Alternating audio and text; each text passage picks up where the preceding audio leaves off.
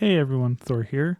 So I started filming on the set today, forgot to plug the mic to the camera, so there was no audio. So I'm just going to do the review here real quick. I'll be back to the set tomorrow. We're going to talk about Trick or Treat. It's my favorite Halloween anthology movie, one of my favorite Halloween movies. It's in my rotation every year. I'm going to get into spoilers, so I'm just going to give you the recommendation. It's great all the way through.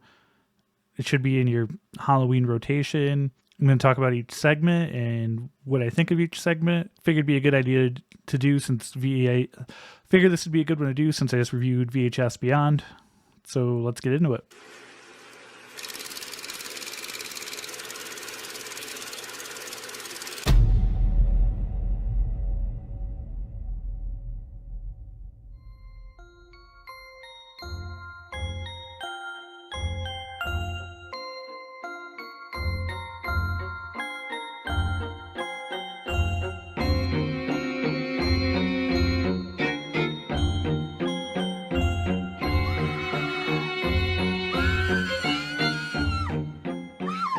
So I hope everyone's had a good Halloween season so far. Hopefully you've seen some good movies. Definitely some good movies have come out. Looking forward to Smile 2. And I love revisiting classics like Trick or Treat. Now, Trick or Treat's directed and written by Michael Dougherty, who is more well known now for doing the Godzilla vs. Kong and that series, which he'll probably be doing that for a bit because that thing's just bringing money in. So it'll probably be a bit before we see a Trick or Treat 2. I hope we do because it's great. He meets Sam in a short originally as kind of a mascot to Halloween. I think he's a great mascot. Late 2000s, people used to dress up as Sam at conventions and Comic Cons and things like that. I don't see him as much, but I met the actor who played Sam at Silver Scream Con, so that was kind of cool. So the film starts off with a couple coming back from trick-or-treating.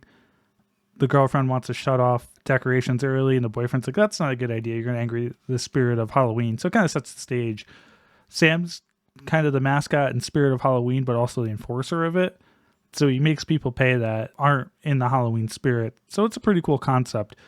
This all takes place on one night. Every story is in the same town, and there's definitely some crossover. Characters will come together in passing, or you'll hear like a sound that some characters, these werewolves, make. So now I'm going to get into some spoilers. If you don't want to hear them, jump away. I'd say go watch the movie and come back because it's really good. So the main overarching story, Sam kills the girlfriend. He kills the girlfriend because she blew the pumpkin out and she's not really in the spirit of Halloween. The boyfriend finds her and screams, but there's also this neighbor who's linked to another story, and there's this principal who's linked to some of the other stories, and you kind of get them piece by piece. They jump around a bit, not too much. You get a good idea of when everything's happening, and they give you clues of the whole timeline, and it comes together really nicely. One of the first ones is the principal. He poisons this kid that was smashing pumpkins, and his son comes back from trick-or-treating or whatever, and it's pretty funny. This is definitely like a horror comedy. This is definitely a good go-to after seeing Terrifier 3.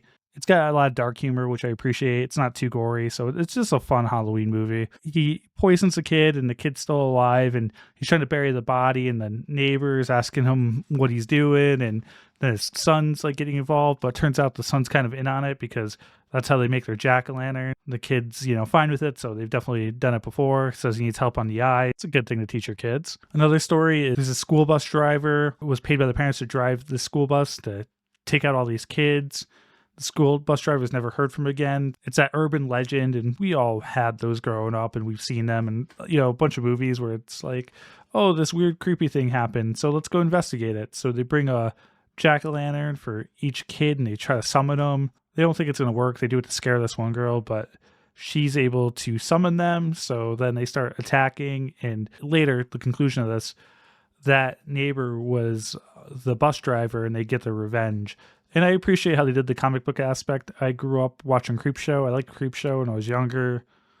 I got to watch the show. I haven't yet, but the Creepshow movie was great. I haven't watched it in years, so I'll have to see how it stands up. But I remember liking that anthology. I liked the first couple of VHSs and obviously the new ones. So I appreciate anthology horror movies. And I think this one's done the best that I've seen so far. But at the end of the movie, they get their revenge. And before that, he has a fight with Sam because he's not celebrating the Halloween spirit. So that's a great little thing. You get to see Sam without his mask on, and he's got like a pumpkin head, and he can like put his body back together. So, Sam's pretty terrifying, actually. Who knows, a lollipop could be a weapon. But he uses it well. Then the last story that they go through is there's these girls that they're going out to try to like party and get guys and stuff, and they refer to them as meat, so they kind of make you think they might be vampires or something, because that would be the obvious thing. But they're dressed up as like Little Red Riding Hood, so that's it right there. It turns out they're these werewolves, and they're just trying to get people for this like ritual thing, or just to eat them, whatever. And she gets attacked by the principal that poisoned the kid. He's all dressed up because he dressed up as a vampire and like bit this girl, and he gets torn apart by these werewolves, so he kind of gets his. So there's a lot of tricks during this. It seems like all the people doing the tricks kind of get a comeuppance at some part of this. I mean, I think it's really strong all the way through. I think all the segments are good. Maybe on a new one, I doubt Michael Dougherty would do the whole thing. Maybe he would do the overarching one and connect them all. I think they should be connected like this. Same town, same night. Sam at the center. But maybe have different directors do different segments. It's always interesting to get a different look. I mean, look at it. From Dusk Till Dawn, it's like two completely different movies, but it works so well. Or if he does the whole thing, he did a great job on the first one, but I don't know if he's going to have time to because all the Godzilla stuff. We'll have to see. In the comments below, let me know your favorite horror anthology movie. Throw the video a like, subscribe if you haven't. More horror movies to review, more horror games to play. I'll see you in the next one real soon. Thor out.